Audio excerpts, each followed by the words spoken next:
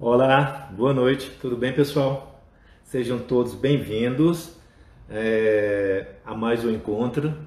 O encontro hoje ele vai ter uma reflexão diferente, um diálogo diferente, onde a gente... Tudo bem, Alfredo? Seja bem-vindo. Hoje a gente vai receber uma pessoa muito especial, um grande amigo, nosso querido Fred. Ele já está aqui, vou logo já convidá-lo para estar conosco. É o tempo que vocês vão chegando. Queria desejar boa noite a todos que estão nos ouvindo, boa noite aí ao nosso convidado especial, que está entrando agora, nosso querido Frederico. Boa noite, Tudo bem, Marcos. meu Tudo querido bem? amigo? Como é que tá, amigo? Tudo Tudo bem? ótimo. Deixa eu ver aqui. Joia. Frederico, tá me Tô ouvindo? ouvindo bem. Do Perfeito, meu lado, então. tá? Tá Tá ótimo, eu tudo. estou te ouvindo super bem. As pessoas vão dando aí feedback para a gente, as pessoas que estão entrando na live. Sejam todos bem-vindos. Olá, a Rafaela está entrando aí, a nossa colaboradora, a nossa bolsista lá do programa Celo. Tudo bem, Rafa? Juliana, seja bem-vindo. Pessoal, boa noite a todos. Eu sou o professor Marcos Rodrigues, da Universidade Federal do Ceará. E hoje eu estou aqui com uma pessoa no qual, além de ser um colega da universidade, um colega de trabalho, parceiro. Ele é um grande amigo, uma pessoa que eu tive a grata surpresa no meu percurso de vida de conhecê-lo, e eu espero nunca mais que ele saia da minha vida, mas é uma pessoa admirável, um homem espetacular, um parceiro incrível, uma pessoa de uma mente privilegiada, e é um dos responsáveis, gestores de um dos maiores equipamentos do estado do Ceará, certo? É um cara super dedicado àquilo que ele faz, àquilo que ele se dedica, uma pessoa no qual eu realmente tenho muita admiração e respeito e sou muito grato, viu, Fred? É, Frederico Pontes, mas eu chamo de Fred porque nós somos amigos. Então, o Fred, como eu, também é servidor público federal, ele é da Universidade Federal do Ceará. Então, hoje ele vai tratar de um tema no qual eu gosto, do qual ele sugeriu, que é sobre preservação do patrimônio cultural, nossos olhares, tá? Novos olhares e novas possibilidades. Então, o diálogo hoje, o bate-papo vai ser sobre essa temática, bem legal, onde vai discutir uma série de coisas. Mas antes de entrar nos conteúdos que a gente vai abordar, quem é o Fred, né? O Fred, além de tudo isso que eu falei antes, um grande amigo, um grande profissional, um grande servidor, tá? Um grande colega da Universidade Federal do Ceará, um grande parceiro. Ele tem mestrado na área de História, né? Em História de graduação, pós-mestrado em História e graduação na História e licenciatura pela Universidade Estadual do Ceará, graduação em Administração em Empresas, especialização na área de Gestão Universitária pela Universidade Federal do Ceará e há 10 anos, tá, desenvolve atividades na área de gestão cultural. É uma das áreas de aprofundamento de pesquisa e estudo do Frederico. E, atualmente, ele está com o cargo de diretor da Casa José de Alencar, nossa querida Casa José de Alencar, onde eu tenho muito carinho, onde tem um significado simbólico não só a todo fortalezense, né, a todo alencarino, né, a todo estado do Ceará, mas também ele tem um valor simbólico no que diz respeito ao patrimônio cultural de todo o povo brasileiro e latino-americano. Então, o Fred ele tem essa estação na gestão da Casa de Alencar, onde é um grande desafio constantemente de gerir um equipamento cultural não só no estado do Ceará, não só dentro de uma instituição pública, como é a Universidade Federal, mas é uma grande dificuldade em todo o território nacional com ser esses dos gestores na área de equipamentos públicos, né, de patrimônios culturais. Então, o Fred, aqui a gente vai trabalhar um pouco sobre, falar um pouco sobre a trajetória dele, que eu queria que ele falasse um pouco em relação ao UFC. Ele vai apresentar um pouco a instituição no qual ele está atuando, está à frente, certo? Qual o impacto que essa instituição no qual ele tem a gestão oferece, né, no que respeita à sociedade cearense e à sociedade como um todo. Outra questão que o Fred também queria que ele falasse um pouco é sobre os principais desafios da instituição, no caso da Casa José de Alencar, como equipamento cultural, na atualidade, nesse momento que nós vivemos agora na atualidade. Ele vai abordar também, obviamente, outros equipamentos culturais da Universidade Federal do Ceará, e a sua importância desses equipamentos, que não tem só a Casa José de Alencar como equipamento cultural dentro da Universidade Federal. Nós temos aí, eu não vou falar, mas outros equipamentos de grande impacto e relevância para a cultura cearense.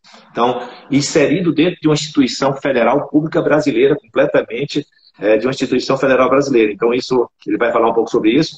O papel da cultura, né, e das instituições de patrimônio e memória no contexto das universidades. Outra questão que ele vai trazer para a gente são as políticas, né, que estão sendo pensadas no que respeito a implementadas dentro da Universidade Federal da nossa querida UFC. Quais são as políticas pensadas em prol da cultura, né, em prol dos equipamentos culturais, como é que está sendo pensado tudo isso, no tocante à gestão de patrimônio, tá, e a sua guarda. E depois a gente vai abrir, Fred, um pouco, quem quiser perguntar durante a nossa fala, pode fazer perguntas, a gente vai respondendo. Nós temos 50 minutos de bate-papo, os 10 minutos finais, a gente faz os nossos agradecimentos, as nossas considerações, tá? E o agradecimento a todos vocês que estão participando desse momento super legal. Vamos aproveitar também e fazer uma relação das questões que hoje a gente tem parceria na Universidade Federal, dentro da Casa José de Alencar, enquanto equipamento, como também no Museu de Arte da UFC, tá? Com a nossa querida também outra gestora, Graziella. Então, a gente tem aí eventos que nós já vemos já desde 2010, né, Frederico, que a gente vem realizando eventos em parceria na área da cultura lúdica, na área do brincar. Então, nós temos aí o Brincando no Museu, exposição de jogos e brinquedos que foram inúmeras, em parceria com a Casa José de Alencar. Enfim, o Brincar deve ser um direito de todos, em comemoração ao Dia Internacional do Brincar. Quantos eventos foram feitos? Só não foi feito esse ano por causa do isolamento e da quarentena. O Encontro Border Games, que também já aconteceu, um dos encontros lá na Casa José de Alencar. O Brincamóvel, que é um parceiro real e potencial da Casa José de Alencar, como equipamento também, só que na área da cultura lúdica, né, inserido no equipamento cultural na Casa de Alencar. E o nosso projeto futuro, né, Fred, que a gente pode também comentar sobre isso. É um desejo, né, é um projeto de desejo de criar o primeiro festival de jogos tradicionais cearenses, né? É um projeto que o Frederico já me aperreia há mais de 2 anos e a gente nunca... Mas quem sabe agora a gente não pensa em materializar esse projeto do primeiro festival de jogos tradicionais cearenses. Então escreva aí. Esse projeto vai se transformar em realidade, que é tanto o sonho do Frederico como o meu sonho, de que esse evento se materialize, que a gente consiga fazer um evento maravilhoso dentro da Casa Alencar, tratando da questão dos jogos tradicionais, da cultura tradicional, dos jogos autóctonos, né, das matrizes, né, das matrizes também, tanto da questão indígena, certo? Como também da questão da afrodescendência, da questão dos africanos com relação à cultura lúdica do povo brasileiro. Então, esse festival abrange todos os jogos autóctonos, ancestrais, como também os jogos tradicionais, que é tão rico na cultura nordestina, na cultura do Ceará. Então, Frederico, gratidão, muito obrigado pela tua participação, meu querido amigo, você sabe quanto eu tenho carinho, afeto por você e respeito por você como um grande gestor, um grande colega, um grande servidor, aí, um grande parceiro da Universidade Federal do Ceará. Então, passa a bola para você, meu querido Fred. Olha, boa noite a todos e a todas. Gostaria de agradecer enormemente aí ao professor Marcos Teodorico. É sempre um prazer, é um grande amigo, além de ser um dos principais pesquisadores a nível nacional e internacional sobre ludicidade. Então é uma honra, né, estar falando com você, Marcos. Você é um cara que a gente tem uma admiração gigantesca e falo não só por mim, falo também pela equipe da Casa José de Alencar. Eu já estou vendo aqui algumas pessoas presentes, né? O Zanira, a Porcelli. Gostaria de agradecer a presença de todos. Saudade de vocês. Marcos, mas vamos começar aí a nossa conversa pelo início, né? Das questões que você colocou. Eu entrei na universidade em 2004, no cargo de administrador, né? Quando eu entrei na universidade, eu fui trabalhar na coordenadoria do vestibular. Eu era o diretor executivo, responsável por toda a logística do vestibular. Então, foi um momento de muita experiência, né, e de muito conhecimento. Porque, como eu tratava da logística do vestibular, eu trabalhava com todos os setores da universidade. Você sabe que o vestibular envolvia todos os setores da universidade, né? Verdade. Foi super interessante para fazer um network, né, com pessoas que eu não conhecia, né, setores, não só administrativos, mas setores acadêmicos. Enfim, foi uma experiência extremamente positiva para conhecer esse mundo, né? Porque a universidade é o mundo, né? Quantidade de alunos, professores, servidores, enfim. E passei 4 anos lá. Em 2008, eu fui convidado pelo saudoso professor Ícaro Moreira, nosso reitor. Ícaro, nosso querido Ícaro. Famosíssimo professor Ícaro. Ele me convidou para começar um projeto novo. Ele queria criar um birô de projetos culturais. Né? O que seria esse birô de projetos culturais? Seria um setor responsável por prospectar editais, outros meios de financiamento para os projetos, né, culturais da universidade.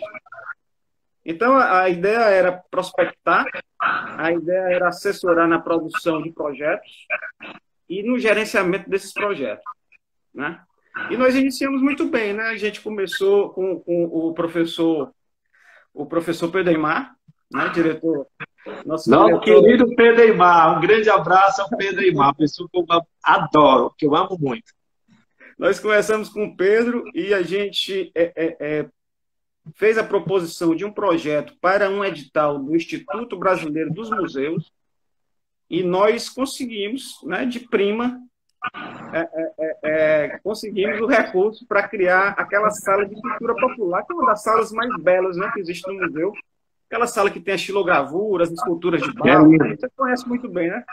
Então, todos aqueles equipamentos expositores foi através desse projeto. Né? Foi um dos primeiros projetos, isso aí em 2008, um dos primeiros projetos da própria universidade, né? Nessa perspectiva de captar recurso externo, né? Para a cultura. Então, foi uma ideia que estava dando certo, né? Mas aí houve toda aquela situação, o professor Ícaro, e acabou que a coisa parou. E eu fiquei um tempo na Pró-Reitoria de Extensão, na área cultural também. Eu era responsável pelas bolsas, né, coordenação das bolsas, dos projetos antigos, né? Mas você não estava no meio não ainda, Marcos. Eu não te aperreava ainda não. Ainda não. Mas eu passei pouco tempo lá, né? Em 2009 eu já entro na casa de José de Alencar, o diretor, o professor João fez o convite e nós aceitamos, né, para iniciar o trabalho lá. Ele precisava de uma pessoa que justamente trabalhasse nessa área de projetos, né, culturais, e foi muito bom, né? Foi muito bom, tanto para ele, para casa, quanto para mim. E nós iniciamos o trabalho lá.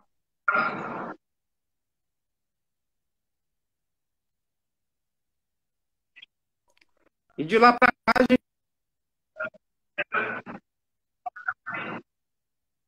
E nós, atualmente, recebemos, em média, mais de 50 mil usuários lá na Casa do Alencar, por ano. Que é um número significativo, mas a gente acha que pode mais e a gente está trabalhando para, com certeza, aumentar essa quantidade de visitantes, de usuários da casa. Isso aí seria o primeiro ponto, né, Marcos? Falar um pouco sobre a Casa de Alencar, como equipamento cultural, como espaço cultural. A Casa de Alencar é um espaço complexo, né, de atividades, porque envolve não só a perspectiva da cultura, mas a perspectiva da educação ambiental, a perspectiva da inclusão social e a perspectiva educativa, né? Sem falar na questão do lazer, entretenimento e a questão do turismo cultural. Então, é um equipamento extremamente complexo, é o maior equipamento da Universidade Federal do Ceará. Para você ter uma ideia, a gente está ali numa área de 7 hectares, né? Desses 7 hectares, nós temos aí quase 5 hectares só de área verde, né? É um espaço muito grande. Além de todos os equipamentos culturais que existem lá, né? Começando pelo patrimônio histórico tombado, que é a pequena casa, né? Que pertencia à família de José de Alencar, na época que ele nasceu, lá no sítio Alagadiço Novo. Nós temos as ruínas do primeiro engenho movido a vapor do Ceará, né? Que também faz parte dessa área tombada pelo Instituto do Patrimônio Histórico Nacional. E nós temos o edifício sede, né, que foi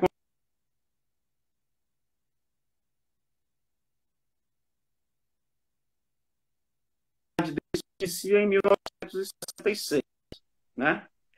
É um edifício, ele comporta um museu, duas pinacotecas, um restaurante e um centro de treinamento, né, com salas de aula, um auditório, além de duas bibliotecas, né? Nós temos a Biblioteca Braga Montenegro, que é uma biblioteca oficial, digamos assim, da universidade, faz parte do sistema das bibliotecas da universidade, e nós temos uma biblioteca que nós criamos, que é uma biblioteca comunitária, chamada Biblioteca U Guarani, né? Então, esses espaços é que compõem... né, Frederico, e ainda tem os projetos que estão lá, parceiros, que funcionam em acolhimento e atendimento à escola, à criança, jovem da comunidade. Que projetos são esses, parceiros? Exatamente. Além dessa parte de estrutura, né, dos espaços culturais que existem dentro do equipamento, nós temos alguns projetos de extensão que são feitos em parceria, né? Nós temos uma forte parceria com o Instituto Beatriz e Lauro Fiuza, BLF. Nós temos uma parceria também importante com o Grupo de Escoteiros do Brasil. Nós temos uma parceria com o Grupo Capoeira Brasil, através do professor Raposa. Exato. Então, todas essas atividades, né, são realizadas na Casa de Alencar, que são atividades de educação musical, são atividades de práticas esportivas, como o karatê, a capoeira, o escotismo, né, através do projeto de escoteiros da Casa de Alencar. Isso tudo são projetos de extensão, né? Claro que feito em parceria com outras instituições, até porque fica muito difícil, né? Você sabe que a dificuldade de recursos materiais, humanos, enfim, você tem hoje uma das melhores estratégias, né, de você desenvolver os espaços, equipamentos culturais, é a parceria institucional, né? Você sabe muito bem disso porque você também usa essa estratégia muito bem, né, nas suas atividades, nos seus projetos, e a gente busca cada vez mais aumentar essas parcerias. É bom que a gente deixe claro o seguinte, né, Marcos? A gente tem um pressuposto importante aí, né? A Casa de Alencar é um espaço público. A Universidade Federal do Ceará é pública, né? Pública não é privada. Isso é fato, né? E é importante destacar. Mas isso não elimina a possibilidade de você construir parcerias com a área privada. Certo?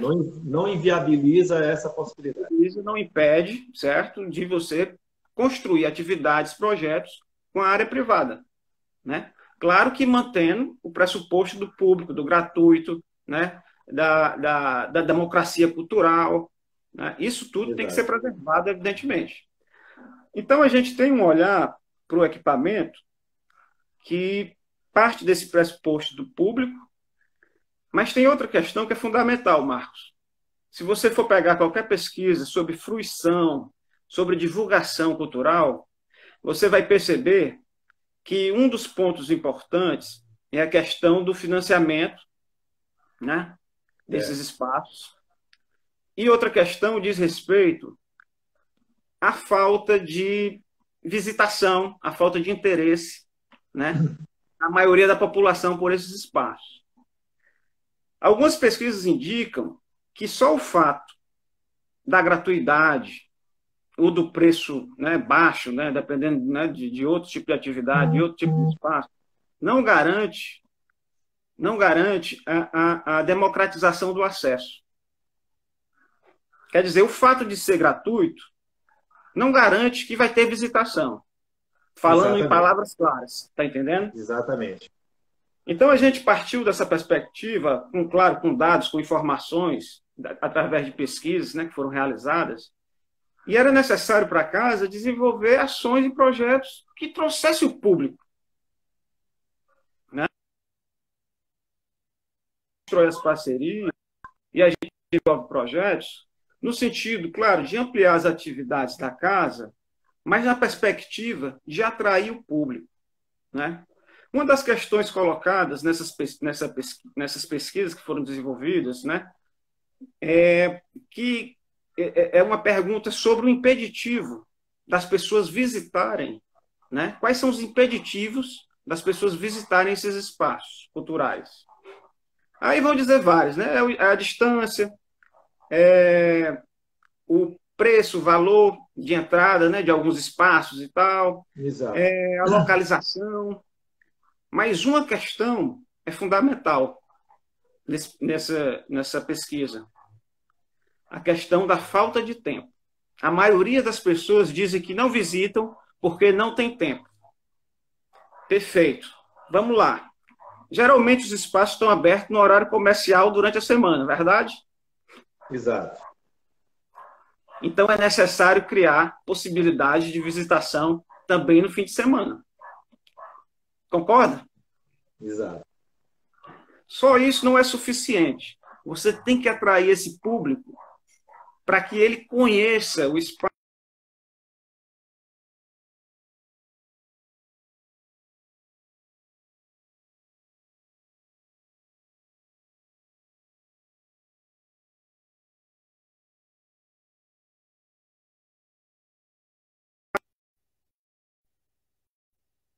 Principalmente aí com o Beleza. Clube da Silvozinha, com você, né? Nesse sentido, criar projetos onde as pessoas vão se sentir atraídas para conhecer o espaço. A partir daí, eles vão visitar os espaços culturais, o museu, a pinacoteca. Daqui a pouco, eles estão trazendo seus familiares, seus amigos que estão visitando a cidade, seus filhos. Você entende, Marcos? É preciso criar um mecanismo de atração, né? Hoje, aí vamos para o ponto, né, central da nossa conversa, a questão da preservação, né? Não se preserva mais somente deixando o espaço limpo, o espaço cuidado, o espaço conservado. Isso aí é o básico. Você tem que preservar fazendo com que as do espaço cultural, do patrimônio cultural. Essa é a grande transformação que um espaço cultural pode passar. A transformação que acontece a partir da apropriação da sociedade sobre aquele espaço. Exato. Né? E principalmente as comunidades do entorno. As comunidades que são vizinhas. Né? Elas devem se apropriar daquele espaço. Porque tem uma questão aí, Marcos, que a gente fala muito, a questão da democratização do acesso, né, à cultura. A gente sempre coloca isso nos projetos, né? Objetivo, democratizar Exato. o acesso. Beleza. Exato. Mas democratizar o acesso à cultura é diferente de democracia cultural. Democracia cultural é um conceito que alarga mais, né? Porque aí Vai envolve muito a mais além. participação. Exatamente. Porque aí envolve a participação da comunidade na vida do equipamento. A comunidade vai propor ações, vai propor projetos dentro do equipamento, vai participar da vida do espaço cultural. Né? E é essa a grande transformação que a gente procurou fazer nesses últimos 10 anos. Né? Não é à toa que a gente iniciou esses projetos de extensão em parcerias, né? Principalmente com o Instituto Beatriz Lauro Fiuza, nossa amiga Beatriz Fiuza, um grande abraço para ela. E quando a gente iniciou, era 5 turmas, 6 turmas. Hoje a gente tem 15, 16 turmas, atende mais de 300 crianças e jovens ali da comunidade, ali do Curió, do São Miguel, da Lagoa Redonda, da Sapiranga. Cara, isso é transformação do espaço cultural, né? Essas pessoas vivenciando o espaço e, a partir daí, se legitima o espaço.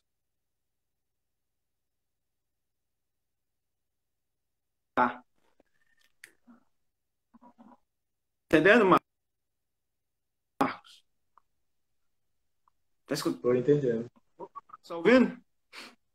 Alô? Então, Marcos, Estou assim, ouvindo. então, assim, a gente lá na casa, a gente desenvolve, claro, o trabalho de mediação educativa. A gente recebe, em média, 10 mil estudantes por ano, do ensino médio, do ensino infantil, do ensino fundamental. Nós recebemos turistas também, né, na faixa de uns 2.500 turistas por ano, né, que é pouco, mas considerando que no Ceará existe um trabalho elaborado na perspectiva de, né, que eu acho que aí é uma grande oportunidade, depois a gente vai conversar sobre isso, para o futuro do turismo no Ceará. Porque, como você está vendo aí, um dos setores mais impactados pela pandemia é o setor turístico. Setor E turístico. Fortaleza é uma cidade turística. Então, eu acho que o papel do turismo cultural, para alavancar novamente o turismo em Fortaleza, vai ser fundamental.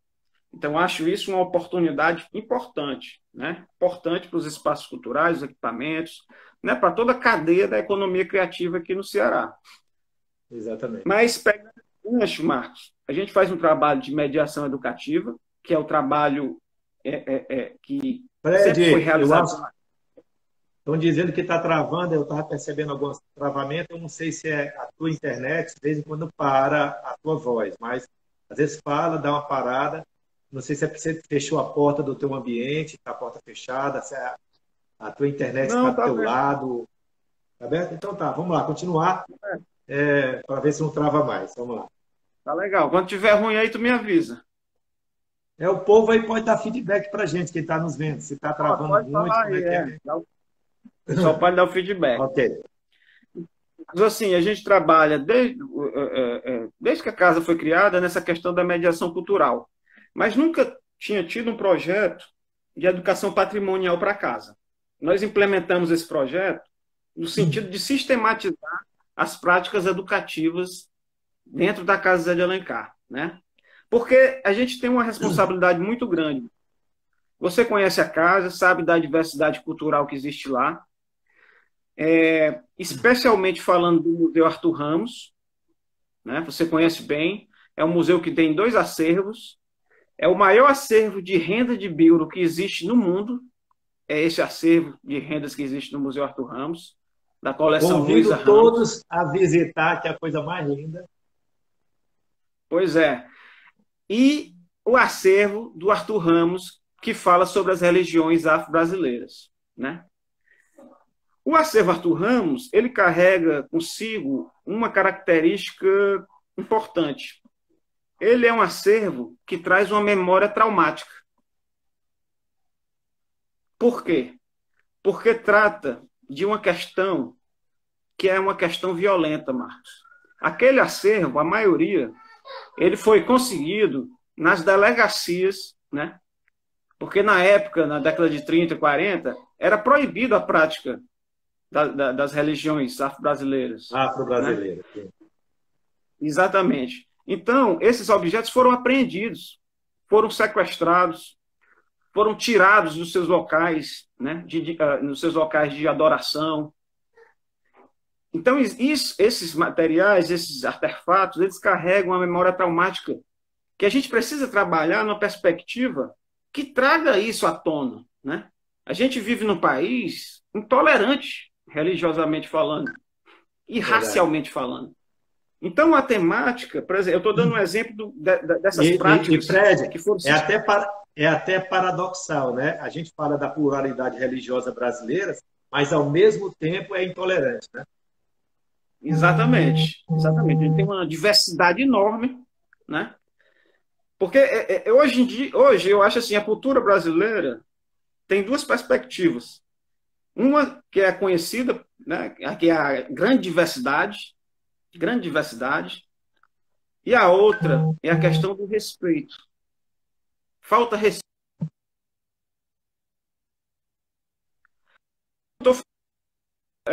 racial, religiosa. Estou falando também a questão da cultura popular, né? Sim. Então, é preciso que a gente respeite essa diversidade, né? E o respeito à diversidade parte de uma visão descolonizadora do processo de divulgação e preservação do nosso patrimônio. Pode atuar da mesma forma que na França se atua com patrimônio, na Itália. Nós temos as nossas próprias características, né? Nós temos a nossa própria diversidade cultural, né? E ela exige de nós, né, mediadores culturais, pessoas que trabalham, né, na área da cultura, na fruição, na divulgação, na democratização do acesso a essa cultura, a gente tem que ter essa visão, né, de que os povos tradicionais, né, os povos ancestrais, eles têm a sua própria forma de preservar e divulgar essa memória, né? Então, por isso, nos últimos Frederico, dois... Sim, não, eu tinha um texto aqui que eu acho que tem tudo a ver com a tua fala. Você me permite dar uma leitura aqui desse texto? fica à Que faz vontade. parte desse livro, Sertão Cultural, daquela pesquisa que nós fizemos lá no Cariri, que foi uma imersão de uma pesquisa fantástica que rendeu esse livro e o documentário, Patrimônio Cultural. Ao falarmos em patrimônio cultural, tem-se a ideia de uma herança de nossos antepassados, estando intimamente ligado à memória e à lembrança daquilo que fez parte das gerações anteriores. Assim, é através dessa memória cultural que é produzida a identidade cultural de um povo. Ademais, vale ressaltar que o patrimônio cultural inclui tanto bens materiais como os monumentos nacionais e bens imateriais, que abarcam uma significação mais rica e complexa, podendo ser a cultura de um povo, os estilos de vida, as representações sociais, entre outros. Assim, os monumentos arquitetônicos não são a única forma de caracterização de um patrimônio, e a estética pode ser identificada em outros campos da vida cultural e artística, pois outros valores passaram a ser considerados na avaliação do que representa um patrimônio nacional ou da humanidade, com os afetivos, cognitivos, éticos e memoriais. Com isso pode-se inferir que o patrimônio é herança e traz consigo as manifestações humanas ao longo do tempo. Gostei. Exatamente. Belíssimo esse trabalho seu, essa pesquisa, que trouxe, Foi né, à ótimo. tona diversas expressões culturais ali na região do Cariri, que até algumas desconhecidas. Belíssima pesquisa. Vocês estão de parabéns por esse trabalho, viu, Marcos? E Obrigado, é isso, obrigado. Marcos. É exatamente isso. Essa questão dessas novas identidades, dessa diversidade. E outra questão importante, né, que eu até me lembro do Walter Benjamin, quando eu penso nessa questão de problematizar a memória e o patrimônio, né? Ele diz assim: todo o monumento da cultura, quer dizer, não existe nenhum monumento da cultura que também não seja um monumento da barbárie. Você compreende, Marcos, o que ele está falando? Né? Sim. Você já leu os textos do Walter, sabe muito bem. Então, assim, Muitos. é preciso problematizar também esse patrimônio. Né? É, Você não é a questão de sacralizar, endeusar o patrimônio, a memória, certas memórias. É necessário problematizar, porque assim as pessoas vão poder dialogar de uma forma mais concreta essas questões do presente que estão relacionadas ao patrimônio. Né? Porque o patrimônio... Frederico, e reforçando essa tua reflexão, eu sempre levo os meus alunos do curso de Educação Física para conversar com o Frederico. O pessoal deve perguntar assim, profissional de Educação Física sabendo sobre cultura, sobre estética, sobre arte, mas é importante que eles tenham essa aproximação de compreender essas manifestações, tá? Para que possa, obviamente, através da apropriação dessas informações, gerar conteúdos que possam ser conteúdos educativos na sua prática pedagógica, né? No cotidiano do profissional. Como o profissional de educação física pode alavancar reflexões, contextualizar na vida de um aluno, na vida de uma criança, fazendo intervenções sobre estética, cultura, arte, patrimônio, memória, restauração de memória, preservação, e isso sem considerar o conteúdo da cultura lúdica, só o conteúdo da cultura numa totalidade muito maior. É só para reforçar que sempre eu levo os meus alunos para conversar com o Frederico para fazer essa reflexão. Cara, a brincadeira, o brinquedo é cultura, né? Em um outro grande ensaio, né, do Walter Benjamin, quando ele vai falar sobre o livro História Cultural do Brinquedo, do Gruber, né?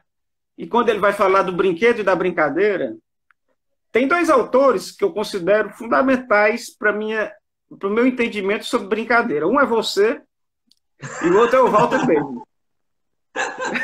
Um é o Marcos Teodorico, o outro é o Walter Benjamin.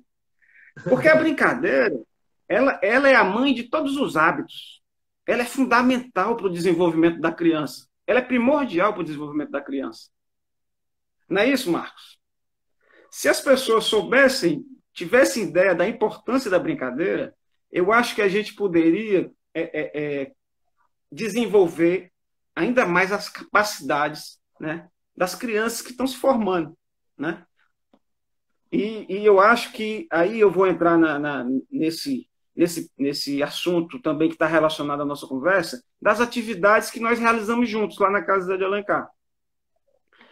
Nós criamos o projeto Brincando no Museu, né? Que foi um verdadeiro sucesso, né?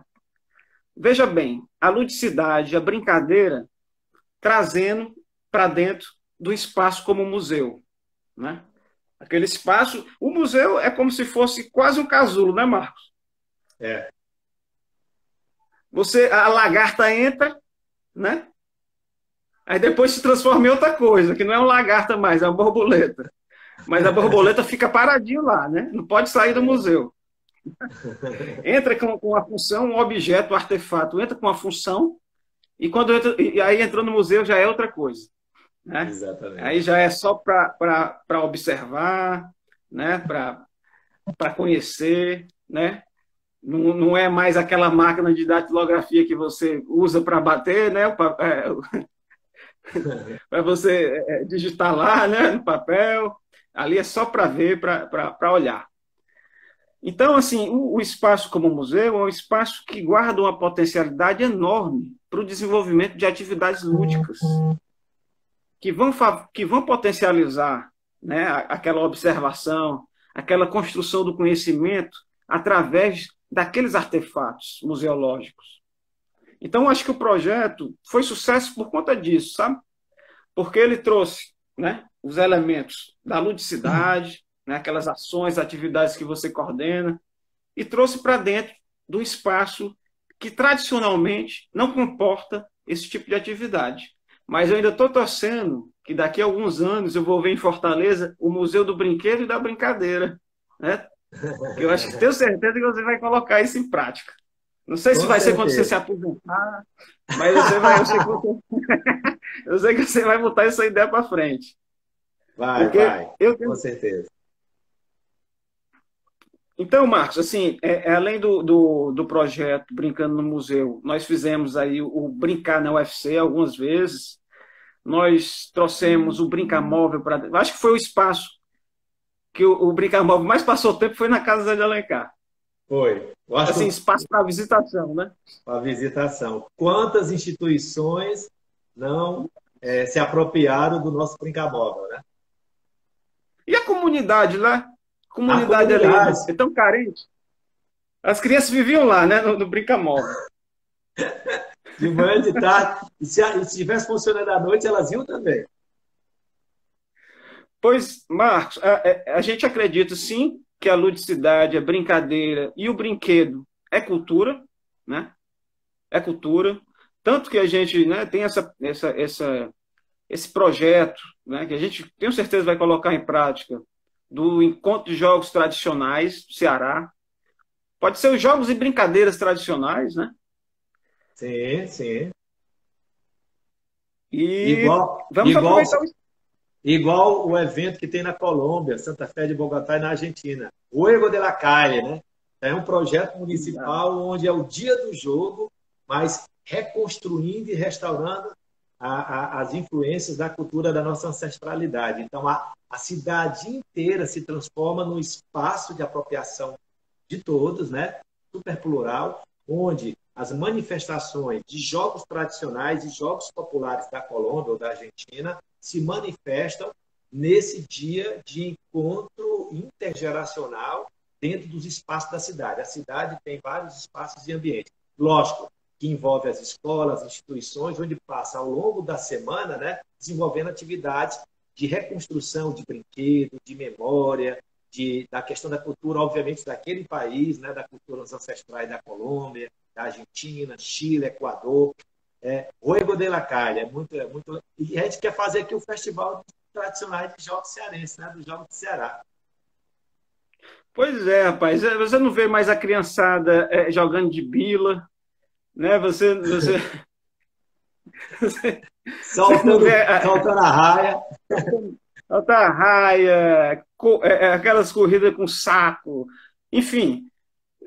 Faz tantas brincadeiras tradicionais, né, que trazem signos, né, que trazem simbologias importantes de diversos povos. Não é isso, Marcos? Dos povos tradicionais, dos povos ancestrais. Eu acho que é preciso resgatar. Resgatar não é uma palavra muito interessante nessa área, mas é preciso fazer com que as pessoas percebam a importância. Né, restaurar, reconstruir essa memória e rememorizar, reconstruir, restaurar esse patrimônio, né, que ele não pode... Eu sempre falo para os alunos uma coisa: a gente não pode negar a nossa ancestralidade, os nossos antepassados. É fundamental compreender a nossa ancestralidade, entender os nossos antepassados, entender no sentido mais amplo das linguagens manifestadas na nossa ancestralidade, para que a gente possa compreender por que eu estou aqui agora, né? Quem sou eu, né? Quem somos nós? Para que a partir dessa compreensão de quem é você, você possa dar voos para o futuro, né? E preparar um futuro para as próximas gerações que vão se apropriar de estar lá. Então, negar a ancestralidade, negar o nosso antepassado, essa cultura ancestral, a gente corre grandes riscos, né? De gerar desequilíbrios, né? Perder esse equilíbrio, essa homeostase. Eu acho que é fundamental a gente preservar essas linguagens, as mais diferentes linguagens que a cultura se manifesta. Exatamente, Marcos. Eu acho que assim, o patrimônio cultural, quando a gente fala em patrimônio cultural, a gente tem que ter em mente pelo menos 4 conceitos fundamentais para pensar o patrimônio. O conceito de história, o conceito de memória, de identidade e o próprio conceito de cultura, né? Esses conceitos eles estão integrados, conectados, quando a gente pensa na ideia de patrimônio cultural, né? Porque o patrimônio, essa ideia de patrimônio vai se construindo ao longo do tempo, né? Tem uma perspectiva histórica, né? Uma trajetória histórica que tem que ser percebida e trabalhada, né? Quando se fala em bem cultural hoje, é diferente do bem cultural de 20, 30 anos atrás, né? Porque também o conceito de cultura foi modificado, né? O conceito de cultura não é mais aquela ideia relacionada à civilização, à transmissão de conhecimento, de valores. Está muito mais relacionado à questão da diversidade e do respeito a essa diversidade, de novas identidades. A questão de identidade, que é fundamental, como você bem explicou aí, né? Para a gente se reconhecer dentro da mesma comunidade, né? Dentro do mesmo grupo social. A gente tem valores em comum que são representados também pelos bens culturais, não é verdade? Então, assim, é preciso ter toda essa compreensão para a gente trabalhar da melhor forma com o patrimônio, né? Eu estava vendo aqui, Fred... quando você traz os seus alunos, uma oportunidade... A exposição... Né? Está me ouvindo? Estou ouvindo. Oi, eu ouvi interferência. Eu estava vendo aqui um texto aqui da exposição que a gente fez lá para o Museu de Arte da UFC, na última exposição do brinquedo lá, do Museu do Brinquedo de Fortaleza. Foi o seguinte, que a exposição tinha como objetivo, né, principal preservar, divulgar, produzir, sistematizar e analisar o conhecimento transdisciplinar do patrimônio cultural lúdico da humanidade, e ainda gerando uma reflexão crítica sobre a diversidade sociocultural. Nos museus, a constituição identitária do sujeito é aflorada pela possibilidade de ver os objetos e vermos no objeto, né? Nos objetos.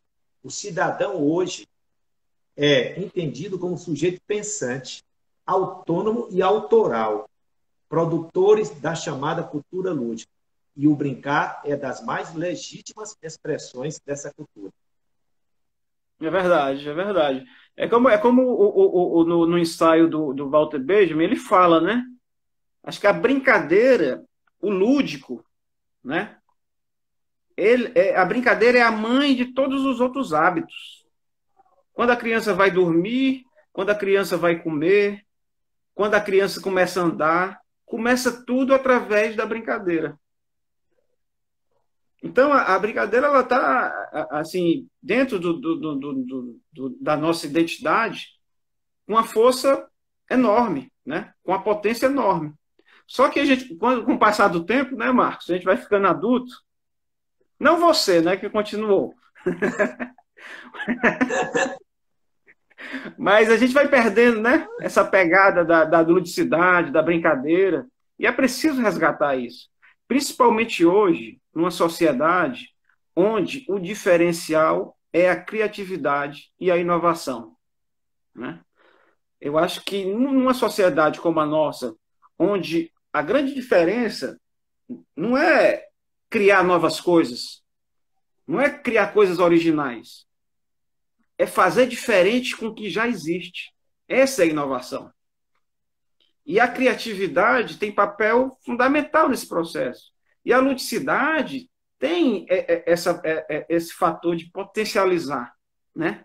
A criatividade, a imaginação, né? Na leitura do Walter, sobre a obra do Grober, ele vai falar que o brinquedo para a criança não é o mais interessante. O mais interessante é a brincadeira.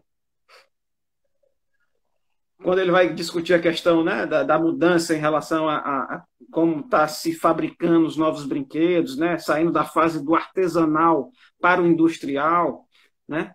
E ali é muito mais a visão do adulto, né, querendo, de certa forma, pegar a sensibilidade da criança, né, do que realmente a sensibilidade própria da criança. Porque qualquer coisa pode se transformar no brinquedo. Verdade.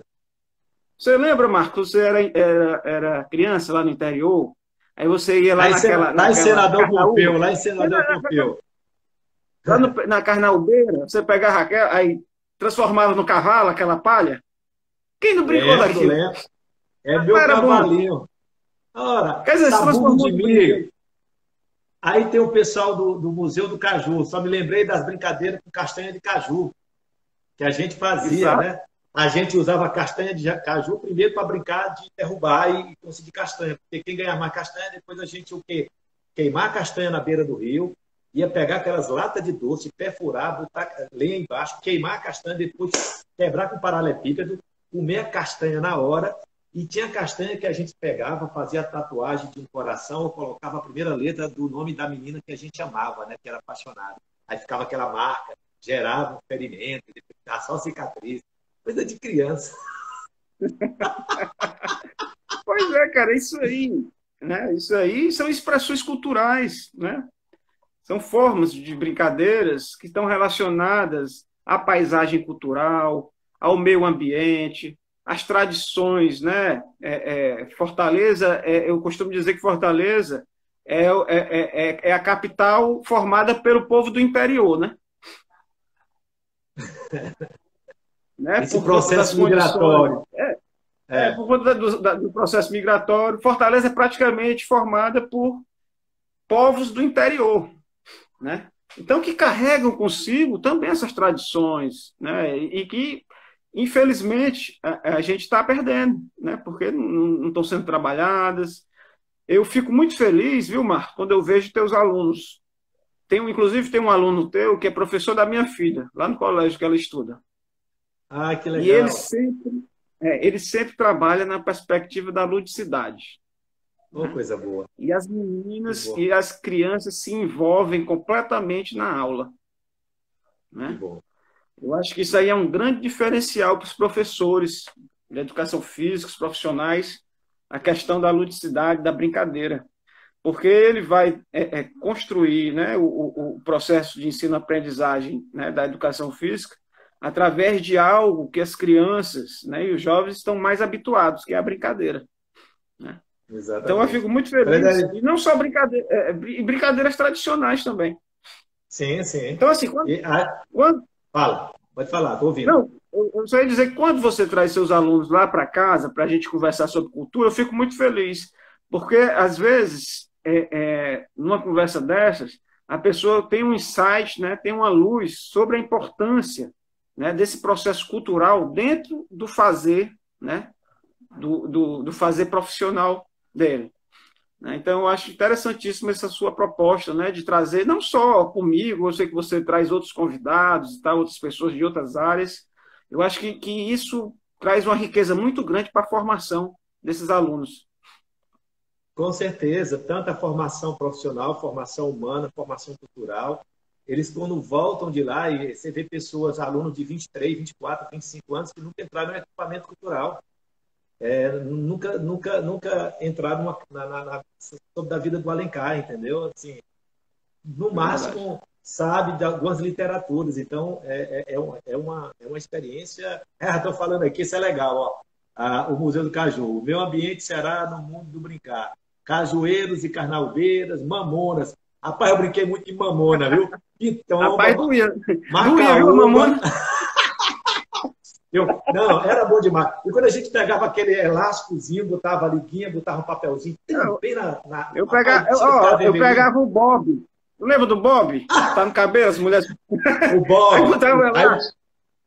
por sinal, a mamãe odiava, porque pegava os Bob dela, pegava a bexiga, né, que é o balão, botava por caroço de xiriquiti vermelho. Aí, rapaz, aquele Exato, doía, aquele doía. Era doía, né? guerra, era batalha de xiriquiti com Bob. Então, as mães da gente escondiam os Bob, porque, olha, quando os Bob subiam, tome peito, tome castigo. Mas era bom Rapaz, demais, era maravilhoso. Ei, era Frederico, bom demais, né? a gente já está na fase final. Queria. É tanta assunto que pode conversar, a gente passava aqui o dia inteiro, a Cara, tem noite muito, inteira, tem a manhã muita inteira. coisa, né? Então, vamos. Eu queria que você fizesse suas considerações, se a gente já está nos 8 minutos finais, e para a gente fechar esse bate-papo, mas não faltará a oportunidade da gente estar conversando sobre essas questões que nós conversamos aqui hoje, ampliando esse diálogo. Por favor, Fred, faça suas considerações. Olha, primeiro eu gostaria de agradecer, viu, Marcos, mais uma vez o convite, agradecer a todas e todos que assistiram aí a live, que participaram aí junto com a gente. Dizer que a Casa José de Alencar, ela está, nesse período de pandemia, produzindo diversos conteúdos para nossas redes sociais, sobre o nosso acervo, sobre a história da casa.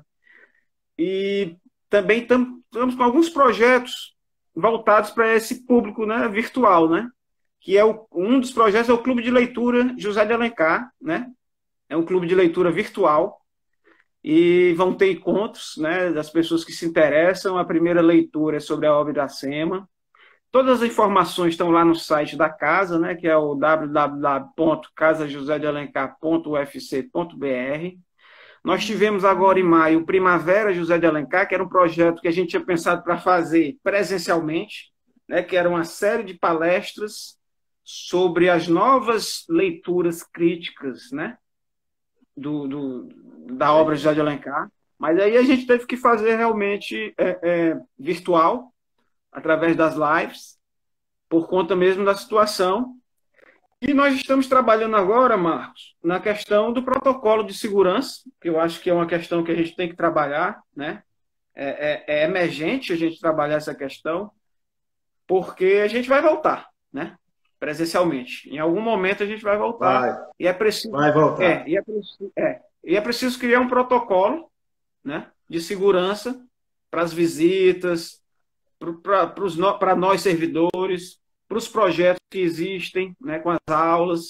Né? Então, a gente está trabalhando nesse protocolo para quando nós retornarmos com segurança e, claro, abraçando novamente todos os queridos, né, visitantes, os usuários da casa. Né? A gente tem uma área verde muito grande, né? Então acho que vai ser um espaço muito legal para a gente tirar essas teias de aranha, né, que a gente está criando dentro de casa, né, Marco? É verdade, é Então é um verdade. espaço muito legal. É legal, legal.